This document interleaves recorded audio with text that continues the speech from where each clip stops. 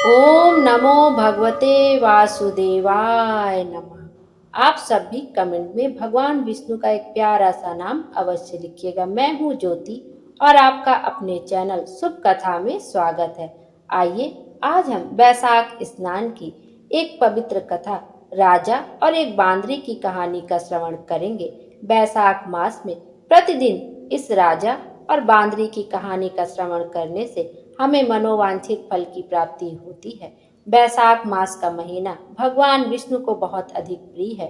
वैशाख मास में प्रतिदिन किसी पवित्र नदी में जाकर स्नान अवश्य करना चाहिए। यदि आप प्रतिदिन वैशाख मास में किसी पवित्र नदी में स्नान नहीं कर पा रहे हैं तो कुछ विशेष तिथियां होती हैं जिसमें आपको अवश्य ही एक दिन जाके स्नान करना चाहिए। उस एक दिन के स्नान मात्र से ही आपको वैशाख मास के पूरे स्नान का फल मिल जाता है। वह पुण्य तिथियां हैं जैसे एकादशी, वैशाख अमावस्या, पूर्णिमा, त्रयोदशी।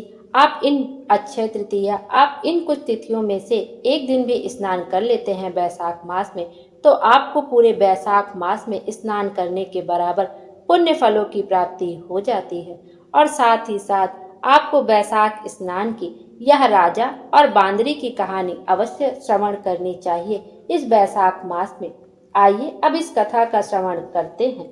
एक राजा ने बैसाख नहाया, गांव में ढिंडोरा पिटवाया कि उससे पहले कोई ना नहावे। राजा तालाब में आया, पानी हिलता हुआ मिला। राजा ने पहरा बिठा दिया, पर सारी रात के जगे हुए पहरेदारों को पांव फटने पर नींद आ जाती। एक बंदरी किनारे के पेड़ से उतरकर नहा लेती और वापस पेड़ पर चढ़ जाती। पता चला नहीं, बैसाख बीत गया। आखिरी दिन बंदरी नहाकर पेड़ पर चढ़ी और पहरेदारों की आंख खुल गई। उनकी समझ में आ गया और राजा के आने पर उन्होंने सारी बात बताई। राजा ने कहा, बंदरी तू बहुत जबरी है जो मेरे से पहले नहाती है। खैर तू मेरे महल में रह। बंदरी साथ आ गई। राजा ने उससे विवाह कर लिया, उसके रहने का इंतजाम कर दिया। थोड़े दिनों में उसके गर्भ रह गया।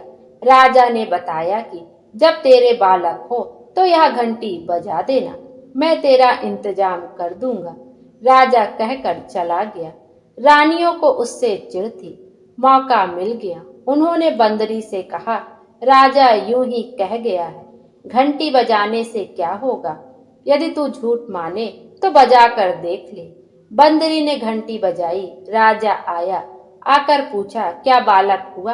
रानियां बोली, महाराज जानवर है, इसे क्या मालूम, इसने तो यूं ही घंटी बजा दी। राजा चला गया। कुछ दिन बाद जब बंदरी के बच्चा पैदा हुआ तो बंदरी ने घंटी बजाई, पर राजा नहीं आया। उसने सोचा यूं ही बजा रही होगी। रानियों ने उसकी आंख पर पट्टी बांध दी, बच्चा उठवाकर खड्डे में गिरवा दिया और उसके पास एक पत्थर रख दिया। राजा आया और पूछताछ की तो रानियों ने पत्थर दिखा दिया। पत्थर फिकवा दिया। उधर कुम्हार और कुम्हारिन खड्डे पर माटी लाने गए। उनके कोई संतान नहीं थी।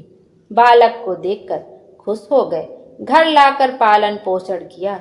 लड़का बड़ा हुआ। उसने कुम्हार से एक घड़ा बनवाया, उसमें 108 छेद किए और जंगल में जाकर बैठ गया। गण गौर पूजने वाली छोरियां जुहारा लेने आई। प्यास लगने पर छोरियों ने कुम्हार के लड़के से पानी मांगा।